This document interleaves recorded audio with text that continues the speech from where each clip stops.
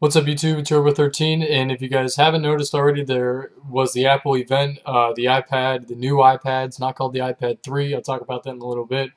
Uh, Apple announced their new iPad, the new Apple TV, iOS 5.1, with their whole new event. So I'll be going over that right now, and I'll be sharing you guys pictures through it. I have about 50 pictures from the whole event, so hopefully you guys will like that. And thanks to the people from Engadget for these pictures. I got this fully from their website, so thank you guys for that.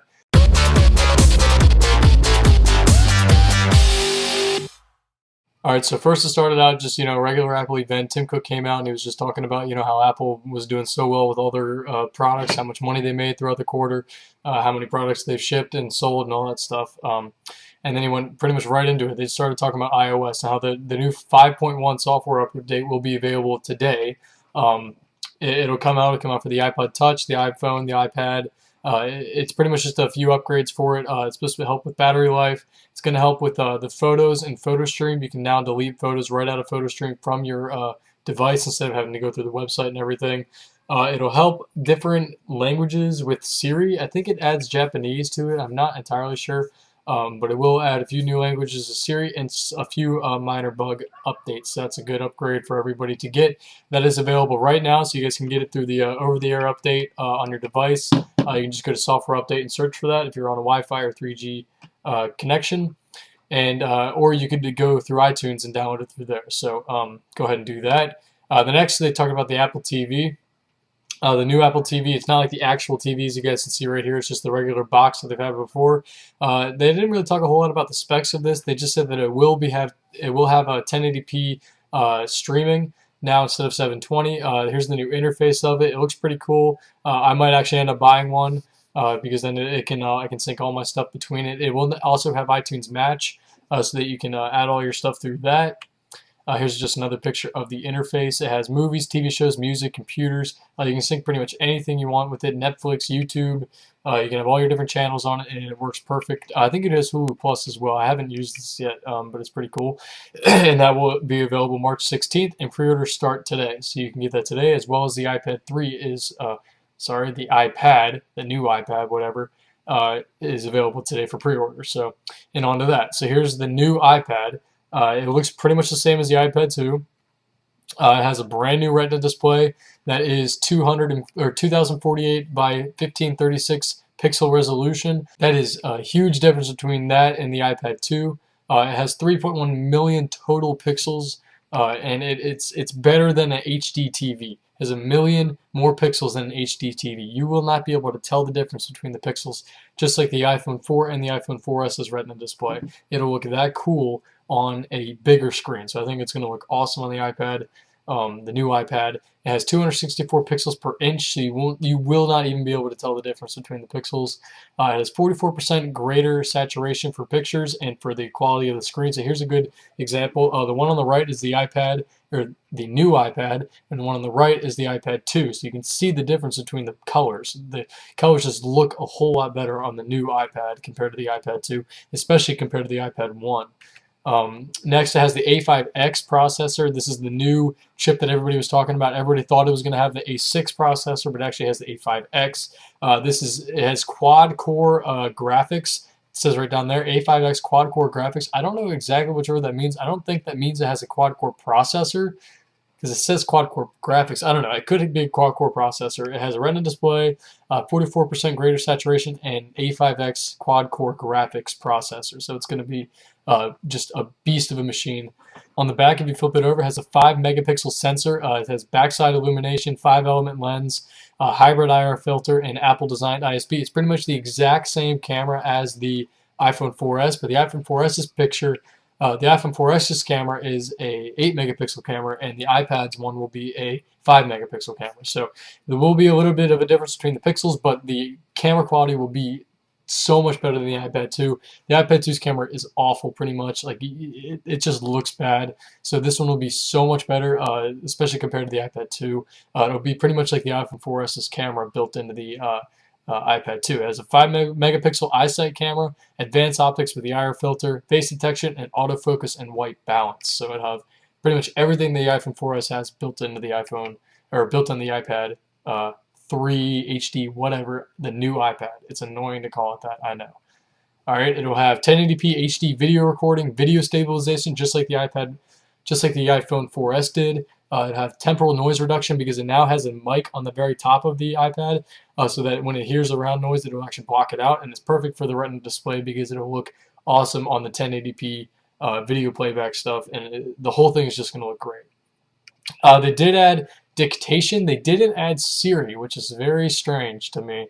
They added dictation though, which means if you're typing something, you can hit that little mic button down there, and then you can talk out what you're going to say, and then it'll type it in for you. But they didn't add Siri, so I'm not sure what that is all about. I thought they would. Hopefully, when they come out with the iOS 6, because they just released iOS 5.1, maybe when they release iOS 6, they're going to come out with the Siri for the iPad, for the new iPad. But I'm not sure. I don't know why they didn't put Siri in there.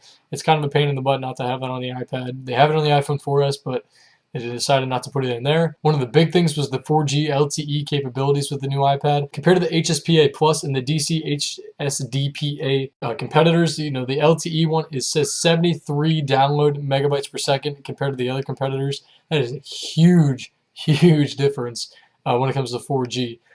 They will have it on Verizon, at&t. They also have companies with TELUS, Rogers, and Bell, which would be awesome. It looks like they dropped Sprint. Surprisingly, I don't see Sprint on any other. They didn't mention Sprint at all. I don't know if I'm wrong about that. You guys can correct me if I'm wrong, but they will have 4G capability in the new iPad. You will be able to use it as a personal hotspot depending on your carrier. Verizon lets you do it. I'm not sure about at&t because I don't have them. You can do a personal hotspot if you pay extra, but you can also jailbreak it and they get it for free. You guys all probably know about that, but the personal hotspot, which is pretty cool, has 3G world ready. So if you walk around with it, if you're going international, it has 3G capability all around the world. It has 4G LTE, fast 3G HSPCA. I can't even say that. Fast 3G HSPA Plus and DC HSDPA. 3G world ready personal hotspot and the most bands ever for a device like this. It has the most international 3G capability bands built into it than any other device that's been made.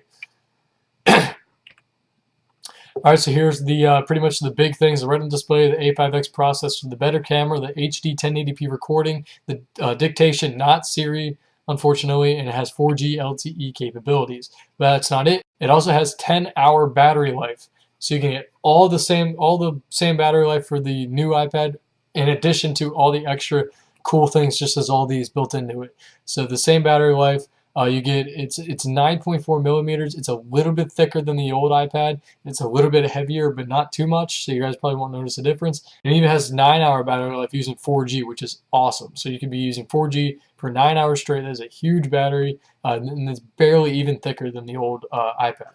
So here are the prices. It's $499, $599, and $699 for 16, 32, and 64 gigs. That's the exact same prices for the iPad 2.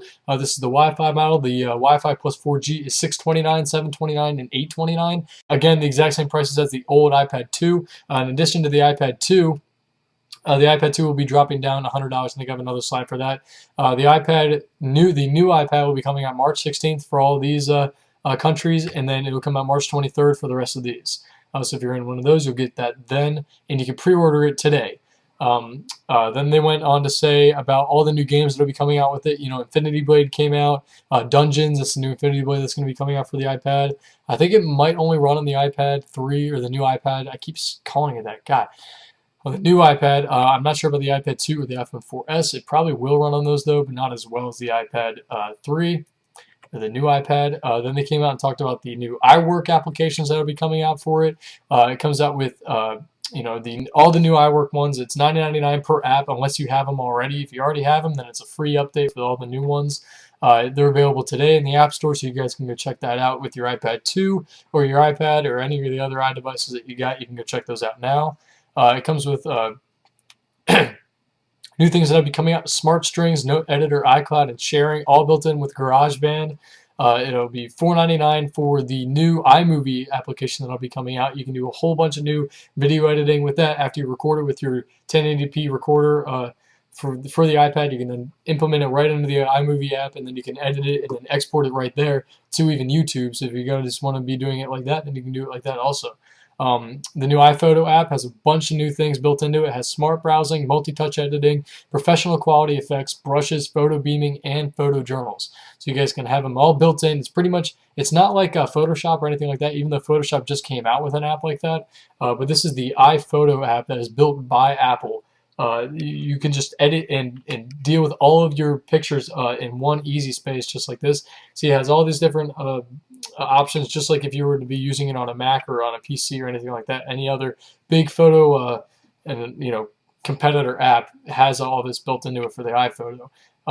This is what it looks like on the back. If you're going to get the 4G available one, it has just this black bar right across the top. It doesn't have, across all the way like it used to. It only has that little spot. It has the Wi-Fi and the Bluetooth built into the bottom. And the new iPad, like I said before, will be dropping down $100. So it'll be going down from $499 down to $399 for the 16 gigabyte Wi-Fi model. I think they're getting rid of the rest of the ones. I'm not sure though. Don't hold me to that. I think they're getting rid of the rest of the ones, and they're only offering the Wi-Fi 16 gigabyte one. But don't hold me to that. Again, I'm not entirely sure. This is, and again, I was wrong. So they have the Wi-Fi plus 3G model for 16 and the Wi-Fi version for $399 and $529. So I guess they are getting rid of the different sized iPads, but they will be having a Wi-Fi and a Wi-Fi plus 3G for the iPad 2. The new iPad, you guys can see the prices right there. I talked about that before. And that was pretty much it. That was the whole event. They went through. It took them about 20 minutes, really, just 20 minutes to get through everything about the new iPad, which is surprising. Because then they spent the next like 40 minutes talking about all the new applications that's going to go with it. That was kind of annoying to me. I'm sure it was annoying to some of you guys if you guys were listening to it or watching it. First they rushed through all the new products like the Apple TV, and then they rushed through the iPad in like 20 minutes, and then 40 minutes later they were done with the event. So they were talking about iPhoto a long time. They talked about that for about 15 minutes about iPhoto and all the new stuff that's coming out with iPhoto. And then Tim Cook just went out and said in 2012 there's a lot more to look forward to. Kind of a boring ending in my opinion. You would think that they would have one more thing like Steve Jobs used to do, but you can't have everything. But this is a great update. I think if you have the iPad 1, I would say definitely upgrade to the iPad 3. There's a ton of new stuff for it, especially with the same price as the iPad 2. And if you do have the iPad 2, it's really up to you if you want to upgrade to it. I might. I'm not entirely sure. If I can sell my iPad 2, then I will definitely buy the iPad 3. But I don't know anyone who wants to buy my iPad 2 right now. Speaking of which, if any of you guys want to buy it, send me a message. It's in perfect condition, by the way. What surprised me the most is that they weren't going to call it, the iPad 3 or the iPad HD. I guess they want to go back to, just calling it the iPad, just like the Macs. Like, they're not calling it the Mac 6 or the iMac 7 or whatever. They're just calling it iMac. So I guess that's what they want to do with the iPad. They just want to go back to the iPad, not have it go a billion more numbers into the future. They just want to keep it simple, just like Apple has always done. Let me know what you guys think down below in the comments. Do you guys like this new iPad? Are you guys going to be getting it? Do you have the iPad 2 or do you have the iPad 1? Are you going to be upgrading to the iPad 3? Or is this going to be your first Apple product that you've ever bought? Let me know what you guys think. If you can hit the like button right down there, it helps me out a ton. Especially if you like this video, hit the like button.